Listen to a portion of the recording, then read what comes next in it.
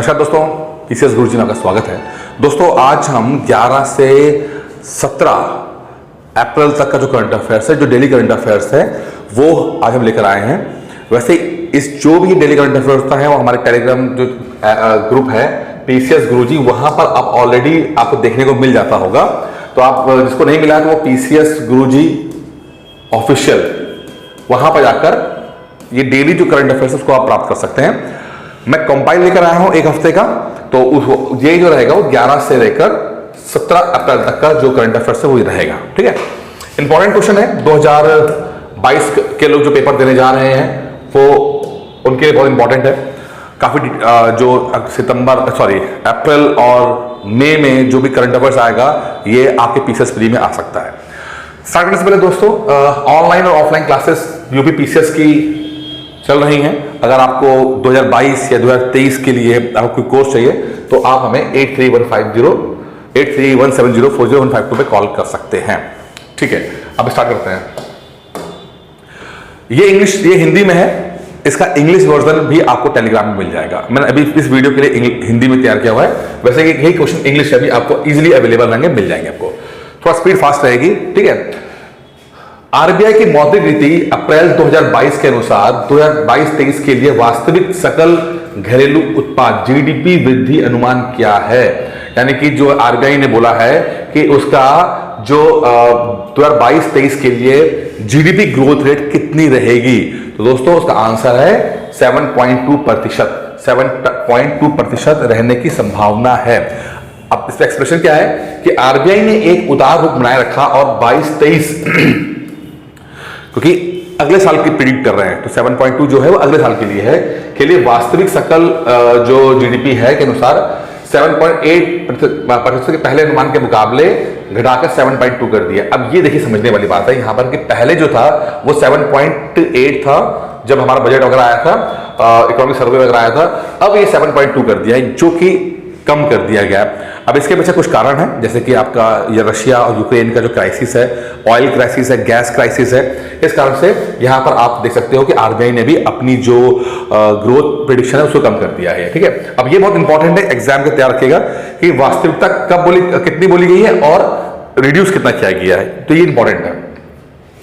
वर्ष 22-23 के लिए मुद्रास्फीति के अनुमान भी 4.5% से बढ़ाकर 5.7% कर दिया गया है। ठीक है, जो महंगाई है, मुद्रास्फीति मतलब इन्फ्लेशन, महंगाई है, उसको भी बढ़ा दिया गया है। कितना बढ़ा है ये?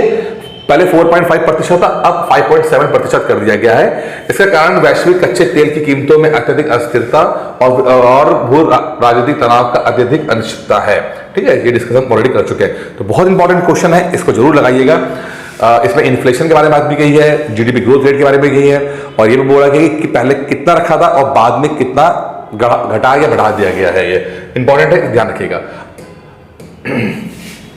आयुष्मान भारत जो आपका है, आयुष्मान भारत प्रधानमंत्री जन आरोग्य योजना PMJAY को लागू कराने वाली नोडल एजेंसी कौन सी है? आयुष्मान भारत प्रधानमंत्री जन आरोग्य योजना को जो लागू कराती है वो कौन सी नोडल एजेंसी है जो लागू कराती है? तो दोस्तों इसका है राष्ट्रीय स्वास्थ्य प्राधिकरण। राष्ट्रीय स्वास्थ्य प्राधिकरण है ये, जो है ये PMJAY को ये लागू कराती है, नोडल एजेंसी है, बहुत इंपॉर्टेंट है। राष्ट्र स्तर पर PMJ को लागू कराने के लिए, सेटअप को लागू कराने के लिए राष्ट्रीय स्वास्थ्य प्राधिकरण NHA, नेशनल हेल्थ अथॉरिटी, ठीक है, की स्थापना की गई थी। राष्ट्रीय स्वास्थ्य प्राधिकरण के हाल ही में PMJ के तहत स्वास्थ्य लाभ पैकेज 2022 का एक नया संस्करण लॉन्च किया है, जिसमें कुल मिलाकर लगभग 2000 करने के लिए 365 नई प्रक्रिया को जोड़ा है। ये इस योजना के तहत शहर के प्रकार और देखभाल के स्तर के आधार पर अंतर्मूल्य निर्धारण पेश की गई है। ठीक है, अगला क्वेश्चन है, हाल ही में किस संस्थान ने अवसर योजना की शुरुआत की है? अवसर योजना बहुत इंपॉर्टेंट है कि किस संस्थान ने अवसर योजना स्टार्ट की है? तो यह है दोस्तों भारतीय विमानपत्तन प्राधिकरण, जो बंदरगाह वगैरह होता है उसके बात करें, भारतीय विमानपत्तन प्राधिकरण। ठीक है, AAI ने हाल ही में क्षेत्रीय योजना के कुशल कारीगरों, यानी कि जो ये आपका बंदरगाह में काम करते हैं उनके कारीगरों के लिए हवाई अड्डों के वैल्यू के रूप में लॉन्च किया गया है। इसका उद्देश्य अपने क्षेत्र के स्वनिर्मित उत्पादों को बेचने या प्रदर्शित करने के लिए अपने हवाई अड्डों पर स्वयं सहायता समूह को स्थान आवंटित करना है। इस योजना के तहत AAI संचालित प्रत्येक हवाई अड्डे पर 100 से 200 वर्ग फीट का एक क्षेत्र निर्धारित किया गया है। यानी कि जो ये air force authority of India जो है, ठीक है, ये क्या करती है कि जो उनके हवाई अड्डे हैं वहां पर ये सेल्फ हेल्प ग्रुप के माध्यम से अपने प्रोडक्ट्स को या तो बेचेंगे या तो वहीं उसकी प्रदर्शनी करेंगे, जिससे कि इनकी सेल में, इनके प्रॉफिट में और ज्यादा बढ़ोतरी हो सके। एनिमेशन विजुअलाइजेशन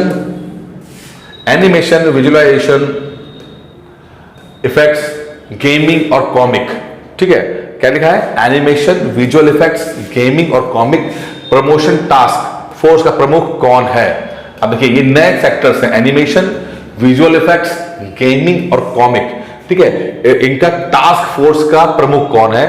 तो इसका प्रमुख है सूचना और एवं प्रसारण मंत्रालय के सचिव, जो सेक्रेटरी हैं इंफॉर्मेशन एंड ब्रॉडकास्टिंग के, वो इस चीज के हेड रहेंगे। सूचना और प्रसारण मंत्रालय ने एनिमेशन, विजुअल इफेक्ट्स, गेमिंग और कॉमिक प्रमोशन टास्क फोर्स का गठन किया है, जो इन क्षेत्रों में उच्च अध्ययन के लिए एक राष्ट्रीय पाठ्यक्रम ढांचे की सिफारिश करेगा, ठीक है। किस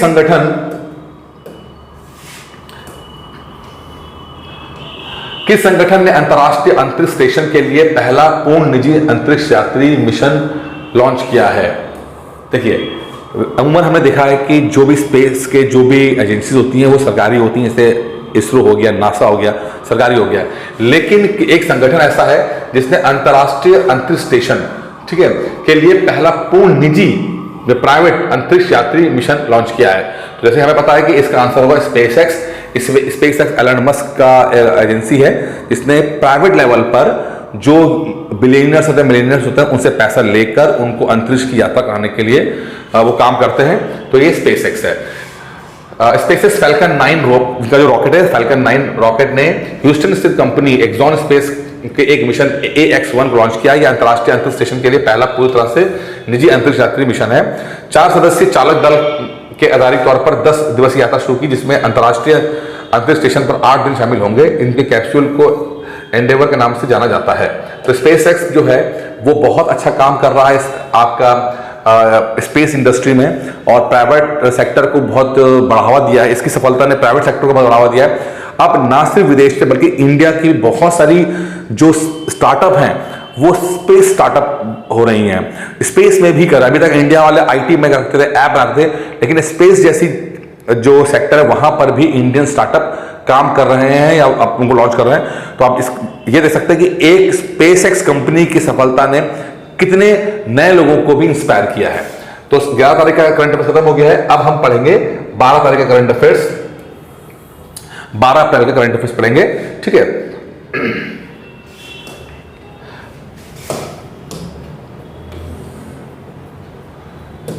हाल ही में अधिसूचना के अनुसार कार्ड रहित नगद निकासी किस प्लेटफॉर्म के माध्यम से प्रस्तावित है? RBI की हालिया अधिसूचना नोटिफिकेशन के अनुसार कार्ड रहित नगद निकासी किस प्लेटफॉर्म के माध्यम से प्रस्तावित है? तो दोस्तों इसका आंसर है B, यानी कि आपका है एकीकृत भुगतान इंटरफेस, UPI, ठीक है। इसमें कोई कार्ड नहीं चाहिए होता है, कार्ड रहित है। इसमें तो UPI आप लोगों ने इस्तेमाल किया होगा, UPI नंबर होता है, उसके माध्यम से ट्रांजेक्शन हो जाते हैं। तो RBI के अनुसार कार्ड रहित नगद निकासी जो केवल कुछ बैंकों द्वारा पेश की गई थी, अब सभी बैंक और ATM में UPI के माध्यम से उपलब्ध कराई गई। यानी कि अब आप UPI के माध्यम से कैश को निकाल भी सकते हो ATM से, ठीक है, UPI के माध्यम कर सकते हैं। UPI का उपयोग ग्राहक प्राधिकरण के लिए किया जाएगा और इस कदम से लेन देन को आसानी और धोखाधड़ी को खत्म करने की उम्मीद है। चलिए, चौथी भारतीय अमेरिका 2+2 डायलॉग, ठीक है, जो 2+2 डायलॉग इंडिया और अमेरिका में हुई है, 2+2 की डायलॉग जो है 4th है, ये चौथी है ये, ठीक है। मंत्री स्तरीय वार्ता का मेजबान कौन सा शहर रहा? तो ये रहा वॉशिंगटन, ठीक है। इंडिया और अमेरिका, वैसे कई है, इंडिया जापान भी होता है, इंडिया ऑस्ट्रेलिया भी होता है। तो 2+2 के वार्ता में क्या होता है कि प्रेसिडेंट टू प्रेसिडेंट मिलेंगे, साथ में डिफेंस मिनिस्टर और defence minister, and foreign minister to foreign minister मिलते हैं, यानी कि 3 लोगों का एक होता है। पहला देखिए, इंडिया का जो टॉप लेवल का बंदा होगा पीएम, और अमेरिका का जो राष्ट्रपति होगा प्रेसिडेंट, इनकी तो आपस में मीटिंग होगी। लेकिन उससे पहले 2 लोग और मिलते हैं, 2+2 है ना, तो 2 लोग और मिलेंगे। कौन? आपका मिलेगा दोनों के डिफेंस मिनिस्टर्स। डिफेंस मिनिस्टर जो होंगे वो पहले मीटिंग करेंगे, और उनके बाद में फाइनेंस मिनिस्टर जो होंगे वो भी इसमें यहां मीटिंग करेंगे। ये लोग क्या करते हैं, एक तरह का माहौल क्रिएट करते हैं जिससे कि प्रधानमंत्री और राष्ट्रपति जो है वो उन पर डिस्कशन कर सके, इसीलिए 2+2 को बोला गया है ये, ठीक है। रक्षा मंत्री राजनाथ सिंह अपनी 5 दिवसीय अमेरिकी यात्रा के तहत वॉशिंगटन डीसी पहुंचे। इसमें भारत अमेरिका 2+2 मंत्री स्तरीय वार्ता शामिल थी। 2+2 संवाद में रक्षा मंत्री राजनाथ सिंह, विदेश मंत्री एस जयशंकर और उनके संबंधित अमेरिकी समकक्षों के बीच बैठक शामिल हुई है, ठीक है। चलिए आगे देखते हैं। माधवपुर मेला, एक मेला है माधवपुर मेला, किस राज्य में है ये? माधवपुर मेला किस राज्य में मनाया जाने वाला सांस्कृतिक मेला है? कहाँ का है ये? तो दोस्तों ये है गुजरात का।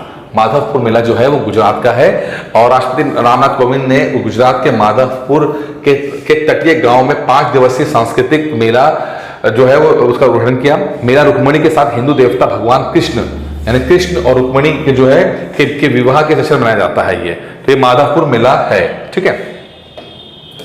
ये गुजरात में होता है ये। अविश्वास प्रस्ताव के बाद पाकिस्तान के 23वें प्रधानमंत्री के रूप में कैसे रह गया? दोस्तों 3.5 साल इमरान खान रहे। इमरान खान को जब सेना का समर्थन खत्म हो गया और अब उनके और सेना के बीच में काफी डिफरेंसेस और काफी गैप हुआ, तो सेना ने डिसाइड किया कि इमरान खान को हटा दिया जाए और अविश्वास प्रस्ताव को पारित करके उन्हें एक डेमोक्रेटिक तरीके से हटाने की कोशिश की गई है। अब पाकिस्तान में वैसे डेमोक्रेसी इतनी ज्यादा डेवलप और स्ट्रांग नहीं है, लेकिन फिर भी इस बात को समझ सकते हैं कि इमरान खान पहले प्रधानमंत्री हैं जो अविश्वास प्रस्ताव के बाद पद से हटाया गया है। उससे पहले तक आज तक कोई भी प्रधानमंत्री अविश्वास प्रस्ताव के माध्यम से हटाया नहीं गया है, उसने रेजिग्नेशन दिया गया है या वहां मिलिट्री कू हुई है। दूसरी बात यह कि आज तक पाकिस्तान में 70-75 साल की आजादी के बाद भी कभी भी कोई भी प्रधानमंत्री ऐसा नहीं रहा जिसने अपना पूरा कार्यकाल किया हो, 5 साल का पूरा कार्यकाल किया हो। तो डेमोक्रेसी की हवा में हालत क्या है ये इस बात समझ सकते हैं। लेकिन जो अविश्वास प्रस्ताव के बाद जो प्रधानमंत्री बने हैं, 23वें प्रधानमंत्री बने हैं, वो नवाज शरीफ के छोटे भाई शहबाज शरीफ बने हैं। कौन बने हैं? शहबाज शरीफ, जो कि पाकिस्तान में जो पंजाब है उसके वहां सीएम रहा करते थे। बाद में अब ये शहबाज शरीफ जो है वहां के प्रधानमंत्री बन गए हैं, ठीक है। ये पाकिस्तान मुस्लिम लीग के हैं। ये जो आपके नवाज शरीफ हैं, तो नवाज शरीफ जो है अभी भी बाहर हैं, अभी पाकिस्तान में नहीं है। उनके छोटे भाई को इसलिए बना दिया गया है। कौन से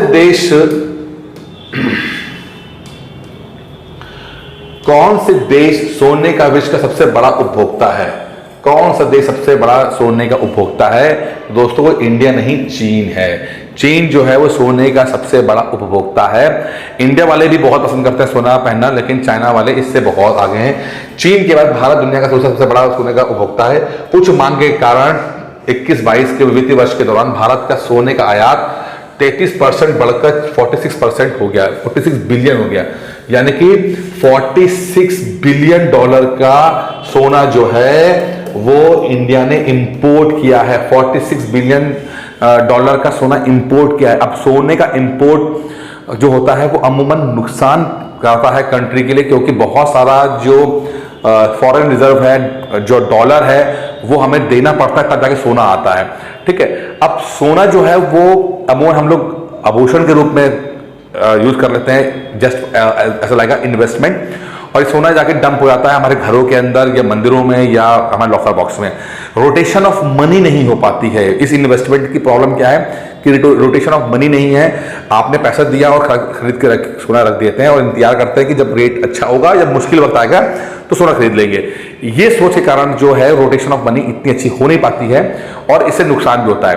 अब सोने के जो है उसको हम ऐसा नहीं कर सकते कि हम ना खरीदें, क्योंकि अगर हम नहीं खरीदेंगे तो फिर सोने की ब्लैक मार्केटिंग हो जाएगी। और 70s और 60s और 80s की जो दशक के पिछड़े हैं वो इस बेस पे ज्यादा रही हैं कि उस समय के विलेन जो लोग थे वो सोने की स्मगलिंग करते थे। क्यों?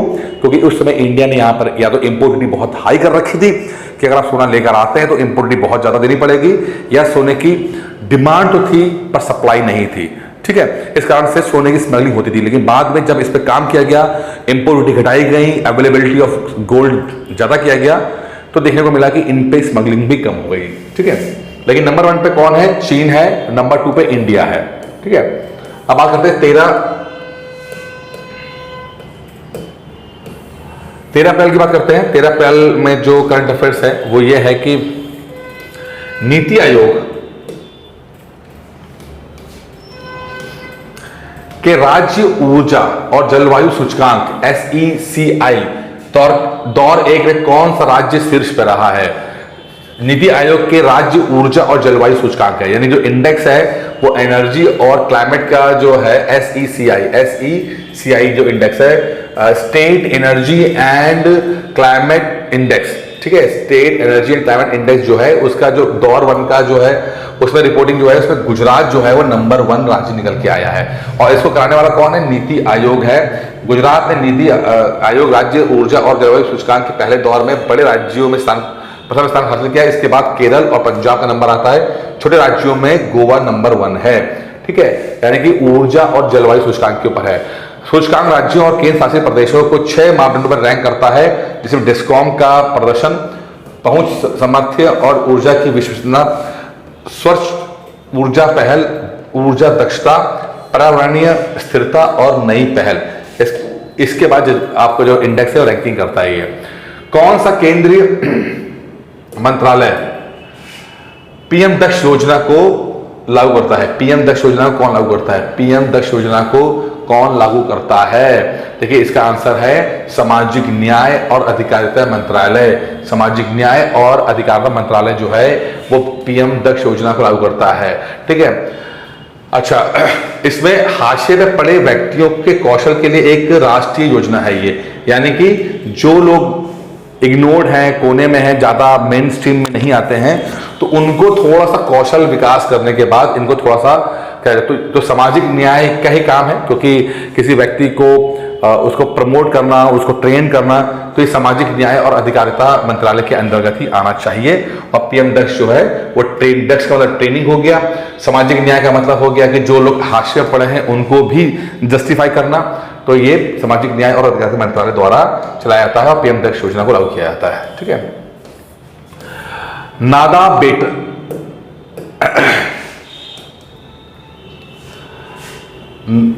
बेट सीमा प्रदर्शन परियोजना, नादा बेट सीमा प्रदर्शन परियोजना का उद्घाटन किस भारतीय राज्य ने किया है? तो देखिए, यह है गुजरात का नादा बेट सीमा प्रदर्शन परियोजना के हिस्से के रूप में केंद्रीय गृह मंत्री अमित शाह ने गुजरात के नाडा बेट में एक भारत पाकिस्तान सीमा देखने के बिंदु का वर्णन किया है, यानी कि ऐसा बॉर्डर होगा जहां पर पाकिस्तान और इंडिया को देखा जा सकता है। तो ये नाडा बेट होगा ये आपका। ठीक है, कच्छ क्षेत्र के रण, कच्छ में जो आपका है रण ऑफ कच्छ है स्थित इस स्थान को गुजरात का वाघा भी कहा जाता है। वाघा कौन है? जो अमृतसर के अंदर है। ठीक है, यहाँ पर इसे वाघा बॉर्डर कहते हैं। यहाँ पर इंडिया और पाकिस्तान के बॉर्डर लगते हैं। उधर से लाहौर होता है, इधर से अमृतसर होता है। नागरिकों को 0 पॉइंट पर पाकिस्तान के साथ साथ लगी अंतरिक्ष सीमा को देखने की सुविधा मिलेगी। ठीक है, और इसको बीएसएफ जो है 24 घंटे पहरा देगा। और एक तरह का एक बीटिंग रिट्रीट भी होती है, जिससे कि एक तरह से एक प्रोसीजर फॉलो किया जाता है, जिससे कि आप एक ड्रिल देखते हो। इंडिया पाकिस्तान वाले दोनों मिलकर ड्रिल करते हैं, लोग एंटरटेन होते हैं, पाकिस्तान के लोग भी देखते हैं, हिंदुस्तान के लोग भी देखते हैं और उसको एंजॉय करते हैं। ठीक है, 4 साल अंतर्राष्ट्रीय मानव अंतरिक्ष उड़ान दिवस, अंतर्राष्ट्रीय मानव अंतरिक्ष उड़ान दिवस कब मनाया जाता है? तो दोस्तों, इसका आंसर है 12 अप्रैल को। अंतर्राष्ट्रीय मानव अंतरिक्ष उड़ान दिवस जो है वो संयुक्त राष्ट्र महासभा ने 12 अप्रैल को मानव अंतरिक्ष उड़ान दिवस अंतरिक्ष दिवस के रूप में मनाया जाता है। 12 अप्रैल 1961 में रूसी अंतरिक्ष यात्री यूरी गागलिन, ठीक है, यानी कि 1961 में 12 अप्रैल 1961 में यूरी गागलिन जो थे वो पहली बार अंतरिक्ष पे पहुंचने वाले वो व्यक्ति थे। पृथ्वी की परिक्रमा की थी यूरी गागलिन ने, उस समय के यूएसएसआर के नागरिक थे। ठीक है, तो इस 12 अप्रैल को इसीलिए हम एक अंतर्राष्ट्रीय मानव अंतरिक्ष उड़ान दिवस के रूप में मनाते हैं। हाल ही में किस भारतीय राज्य में मेगालिथ स्टोन जार का पता लगा है? मेगालिथ स्टोन जार जो होता है, ऐसा मेगालिथ होता है कि बड़े बड़े पत्थर टाइप के होते हैं, ठीक है, मोनोलिथ होता है, उस पर लिखा होता है। तो मेगालिथ स्टोन जार का पता कहाँ लगा है? तो ये लगा है आसाम के अंदर। कहाँ लगा है? आसाम में लगा है। अच्छा, क्या है? दर्जनों मेगालिथ पत्थर के जार हाल ही में असम राज्य के 4 पूर्व अज्ञात स्थानों पर पाए गए हैं, यानी कि असम में काफी कुछ ये देखने को मिल रहा है। इस खोज ने भारत के पूर्वोत्तर और दक्षिण पूर्व एशिया के बीच संभावित संबंधों पर ध्यान केंद्रित किया है, जो ईसा पूर्व दूसरी शताब्दी में वापस आया था। अध्ययन असम, लाओस और इंडोनेशिया के बीच सांस्कृतिक संबंध को समझने के लिए और अधिक शोध की मांग करता है। केवल 2 अन्य साइटें जहां समान जार पाए गए।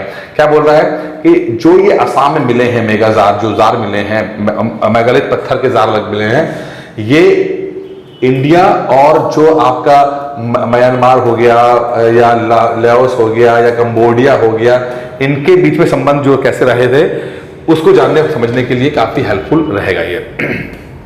15 अप्रैल आ गया। 15 अप्रैल में 15 अप्रैल का करंट अफेयर्स है।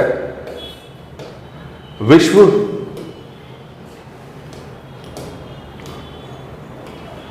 व्यापार संघ WTO, ठीक है, के अनुसार 22-23 में वित्तीय वर्ष में अनुमानित वैश्विक व्यापार वृद्धि कितनी होगी? पूरे वर्ल्ड में कितनी जो है व्यापार की वृद्धि होगी? तो ये मात्र 3% पूरे वर्ल्ड में इसकी वृद्धि होगी, ठीक है। इससे पहले जो है वो 4.7 का आंकड़ा लगाया गया था, लेकिन अब ये घटाकर 3% कर दिया गया है। हमें पता है कि ऑयल एंड गैस का जो क्राइसिस है उस कारण से ये हो रहा है। 4.7 से घटाकर 3% कर दिया गया है। और हमने इंडिया में देखा था कि इंडिया में भी जो ग्रोथ रेट है वो 7.2% कर दिया गया, पहले 7.8% कहा गया था। और इन्फ्लेशन जो है पहले कम बोला गया था, बाद में उसे बढ़ा दिया गया, ठीक है। क्या बोल रहा है ये? भारत ने ईयर 22 में संपत्ति मुद्रीकरण में जुटाए गए राजस्व और निवेश का कुल राशि का क्या है? संपत्ति मुद्रीकरण से जुटाए गए राजस्व यानी कि जो जितना रेवेन्यू जनरेट हुआ है वो कितना जनरेट हुआ है संपत्ति मुद्रीकरण से? तो वो है लगभग 96,000 करोड़ रुपया।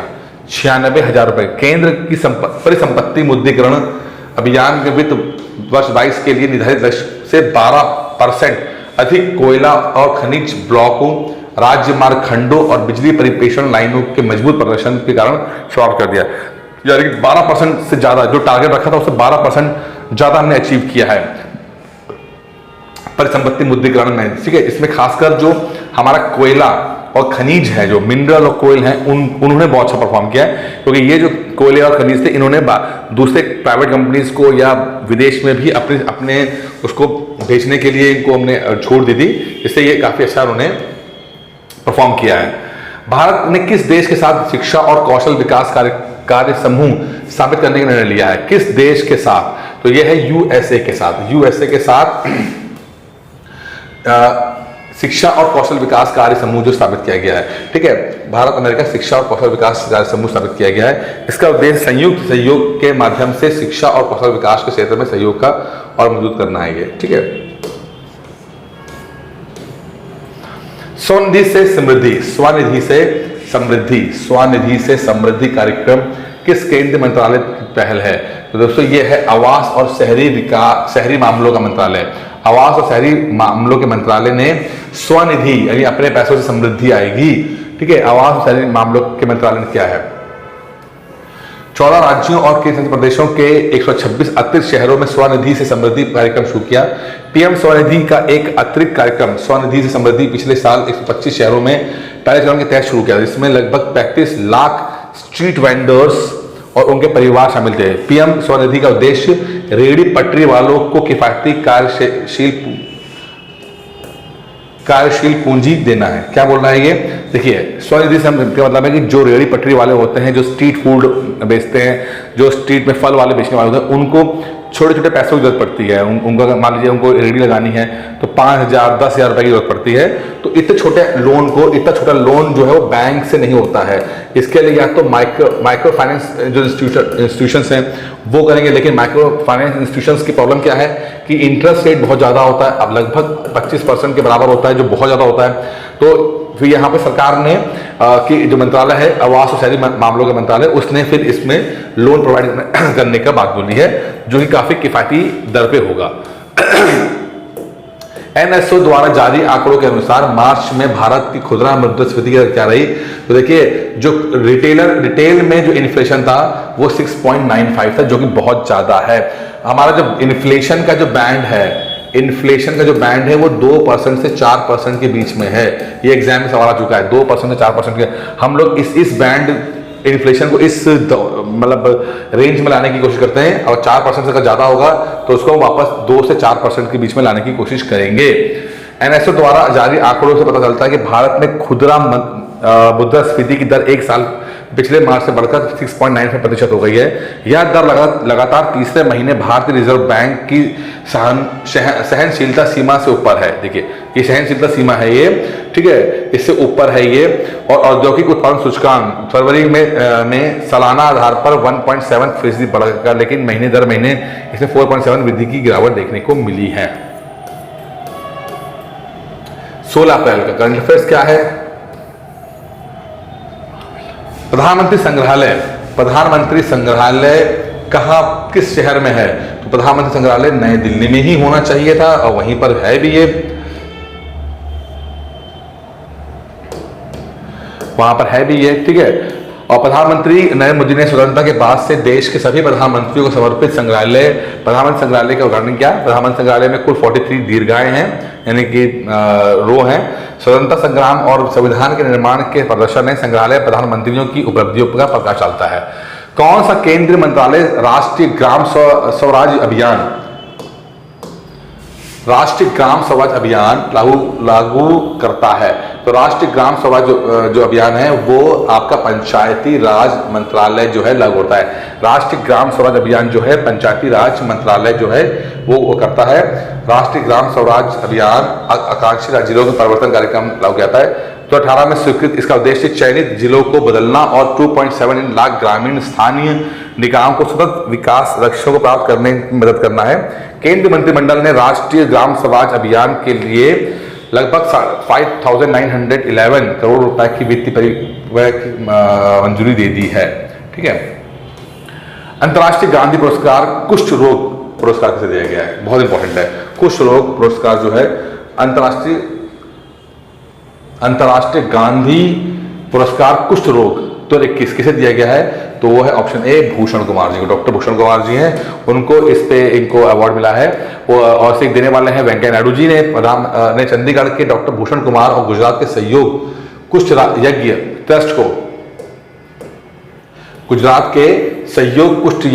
ट्रस्ट को कुष्ठ रोग के लिए अंतर्राष्ट्रीय गांधी पुरस्कार 2021 प्रदान किया है। वार्षिक पुरस्कार गांधी मेमोरियल लेप्रोसी फाउंडेशन द्वारा स्थापित किया गया था। राष्ट्रीय कुष्ठ उन्मूलन कार्यक्रम भारत में कुष्ठ रोग का पूर्ण उन्मूलन सुनिश्चित करने के लिए प्रयास है। तो जितने भी लेप्रोसी होती है उसे लेप्रोसी कुष्ठ रोग कहता है, और इसको भारत से पूरी तरह से उन्मूलन करने की बात की गई है, इसलिए ये अवार्ड दिया जाता है। किस भारतीय राज्य ने 14 अप्रैल को डॉक्टर अंबेडकर जयंती को समानता दिवस यानी कि इक्वालिटी डे यानी के रूप में मनाया है? इक्वालिटी डे के रूप में मनाया है, तो वो है तमिलनाडु ने डॉक्टर अंबेडकर की जो जयंती होती है 14 अप्रैल, उसको इक्वालिटी डे के रूप में मनाया है ये, ठीक है। विश्व बैंक के अप्रैल अपडेट के अनुसार वित्त मंत्रालय 2022-23 के लिए भारत का जीडीपी पूर्वानुमान क्या था?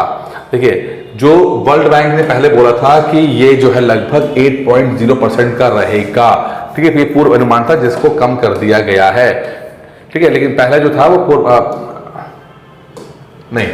विश्व बैंक ने वित्तीय वर्ष 2022 में भारत के सकल जीडीपी के पूर्व अनुमानों को 8.7 से घटाकर 8% कर दिया है। 8.7% से हटाकर तो मतलब कम तो किया है, लेकिन 8.7 से घटाकर 8% कर दिया गया है। ये है वर्ल्ड बैंक का जो नया विश्व बैंक का जो नया पूर्वानुमान है कि इंडिया कितना राइज करेगा, तो लगभग 8% के हिसाब से राइज करेगा, जो कि काफी अच्छा है। विश्व बैंक ने अफगानिस्तान को छोड़कर दक्षिण एशिया के लिए अपने विकास अनुमान को पूर्ण प्रतिशत घटाकर 6.6 कर दिया, यानी कि पूरा जो एशिया है वो लगभग 6.6% दर से बढ़ेगा। एशियाई डेवलपमेंट बैंक आउटलुक 2022 में पहले कहा था कि 22-23 के भाग विकास दर 7.5% रहने का अनुमान है। और जो एशियाई डेवलपमेंट बैंक है AID जो है एशिया डेवलपमेंट बैंक ADB, उसने 7.5% कर दिया है। तो वर्ल्ड बैंक ने 8% रखा है और एशिया डेवलपमेंट बैंक ने 7.5% रखा है। 17 अप्रैल